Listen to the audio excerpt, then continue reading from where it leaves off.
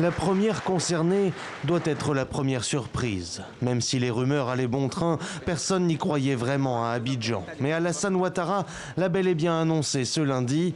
Comme près de 800 autres Ivoiriens, Simone Gbagbo est amnistié et sera libéré prochainement. Cette amnistie bénéficiera à environ 800 de nos concitoyens, poursuivis ou condamnés pour des infractions en lien avec la crise post-électorale de 2010.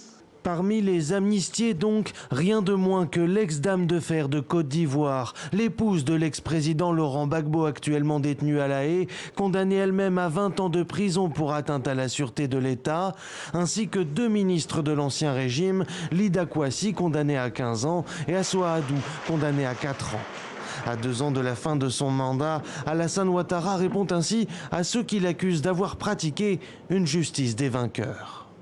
Avec cette amnistie, Alassane Ouattara tente de contrer les critiques qui lui reprochent de ne pas avoir assez œuvré pour la réconciliation nationale tant promise. Un pardon qui arrive dans un contexte préélectoral en pleine crise de la coalition au pouvoir, alors que sa gouvernance vient d'être épinglée dans un rapport confidentiel des ambassadeurs de l'Union européenne.